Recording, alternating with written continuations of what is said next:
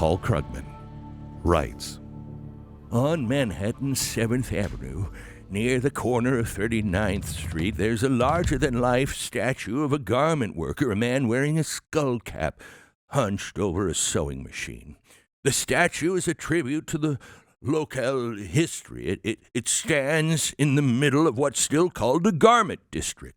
After all, in 1950, New York's apparel industry employed 340,000 workers. But that industry is gone now, not just from Midtown Manhattan, but from the United States as a whole, having moved to low-wage countries like China and increasingly Bangladesh. No serious person mourns the offshoring of the apparel employment. I do.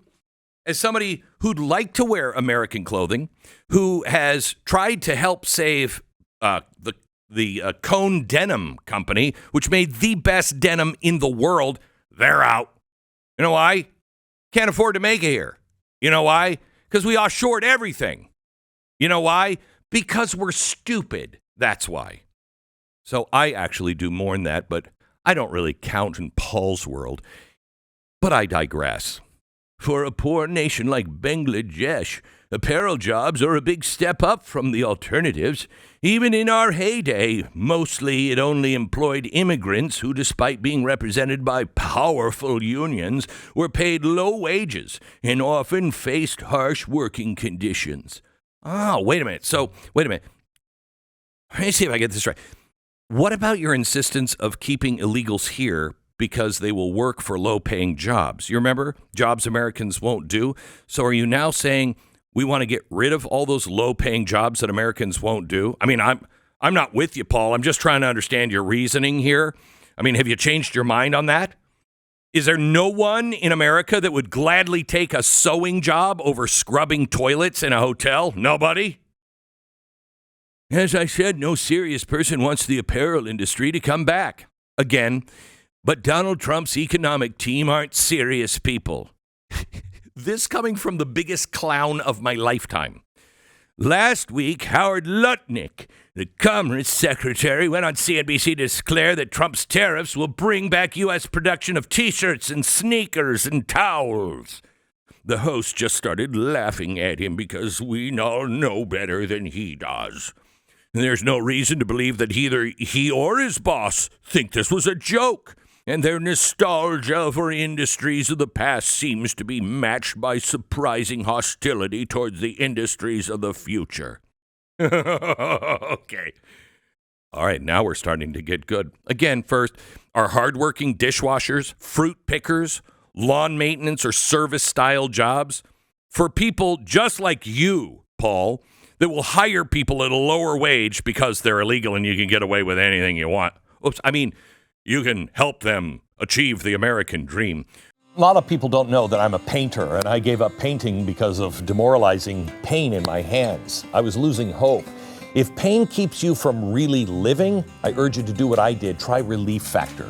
Relief Factor is a 100% drug-free supplement developed by doctors. It's safe to take every day, and it has helped me and so many others.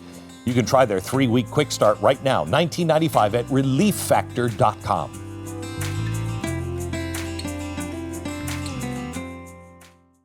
Are these jobs nostalgic?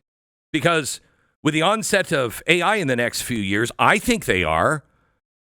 But wait, I'm hostile towards AI? I'm confused. But Krugman goes on. Now the Trumpiest view of international trade pretty much begins and ends with a view that whenever Americans buy something made abroad, no matter how much cheaper it is, it may be to import a good rather than try to produce it domestically, that's a win for foreigners and a loss for America. No, Paul, God, you're stupid. Products that are inexpensive are always a win for Americans. Always, unless it completely guts our ability as a country to stand on our own. Also, why should we give so much money to the biggest slave owner country the world has ever known? Message to you progressives, America's not so bad compared to what China is doing currently. Now, instead of standing up to them, We just want to be independent so we can. And I'd like to live without the slave labor of some of these countries. You know, if we're making sneakers here in the U.S., at least it wouldn't be a line full of children spraying, lead paint on Nike shoes like it's most likely happening away from our shores. But I digress. Again, by shipping our jobs to China, Paul, buying our iPhone and socks from China, are you not doing the same things the elites like you did before and during and even after the Civil War? Well, it'll hurt the economy. Jobs here in America on our American assembly lines actually allow people to afford college for the next generation or even themselves to better their stations. Even though you have done everything you can to destroy our universities through your horrible progressive ideas and, through government subsidies that you have raised the cost of college. So, since we got into the business of giving loans for colleges, guaranteeing those loans, in 1963, tuition was an adjusted, inflation-adjusted $2,487. Now it's almost $10,000. That's an increase of 292%, 4 times the cost in real dollars than it was in 1963. What happened? What changed? What changed? He continues. I mean, Trump has slapped high tariffs on Canadian aluminum, which is cheap because smelting uses a lot of electricity, and Canada has abundant hydropower. And aluminum is important for U.S. manufacturing, yet Trump somehow thinks Canada is exploiting us by offering us a key industrial input at a good price. But back to T-shirts and sneakers. We definitely shouldn't be making those for ourselves. But what should we be making instead? Well, here's what we are going to be making, Paul. Nothing. We're not going to make anything. Unless we have a hardworking, well-educated, motivated workforce with cheap energy and the cutting of crazy regulation in which companies can afford to grow and build and want to come here because we have the best conditions and the best labor and the cheapest energy. That's what made America, America. But what you have done, you have killed the well-educated with your support of the teachers' unions and everybody else controlling EDU. You want an example? Just check what you were saying while our children were out of school during COVID because of your support. Next thing that you cut was the motivated by advocating for higher taxes, more red tape, plus out-of-control labor unions. Where the lazy and the corrupt, they just can't be fired. Can't be fired. You killed motivation. So let me see. Well-educated, you killed that one. The motivated, you killed that one. You killed that one because not only the red tape, but with DEI and ESG and CRT programs, you also teach everybody, you'll never make it without us. You'll never make, why try?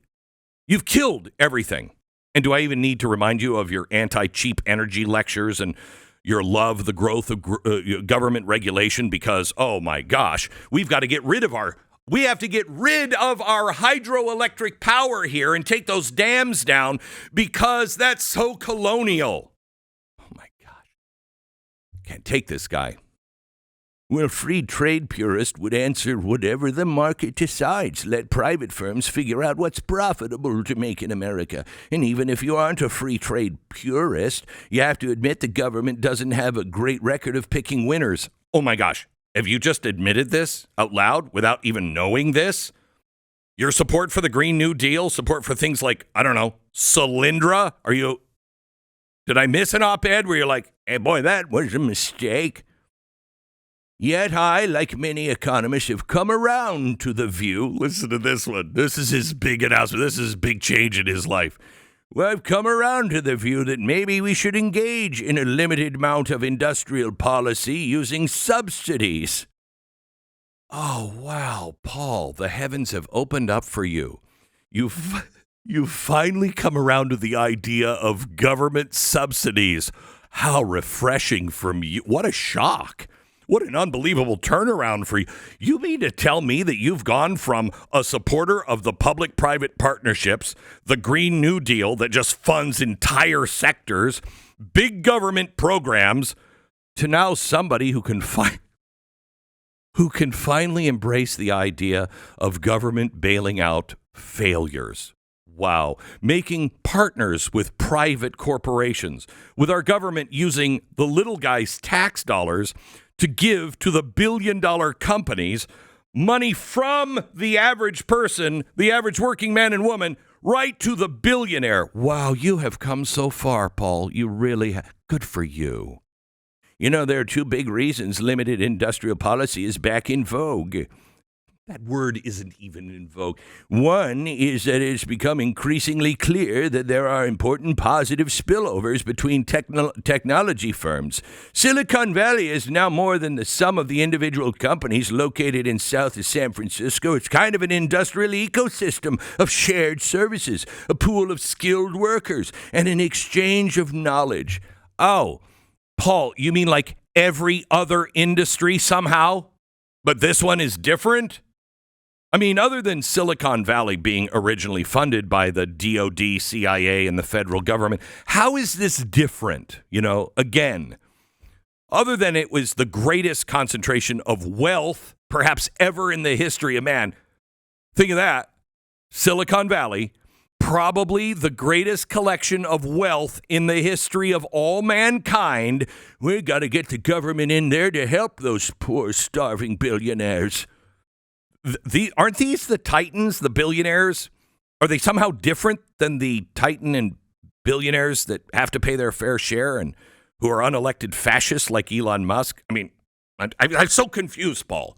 Are you now admitting that Elon Musk alone is capable of creating an, quote, an industrial ecosystem of shared services, a pool of skilled workers, and with his willingness and action not to patent technology, but to release it to help the planet, is he an important force that, for an exchange of knowledge? Wouldn't he be one of those? If we want America to be competitive in high tech, we need government policies to encourage the formation of these industrial ecosystems. In other grimmer reasons, we need industrial policy because of geopolitics. Circa 2010, listen to this, circa 2010, not many people worried about how much of the world's production of advanced semiconductors, which are now crucial to almost everything, was concentrated in Taiwan. No, Paul, you weren't. In 2010, you couldn't see over the... You know that quote from Paul Krugman that you gave me earlier about the internet?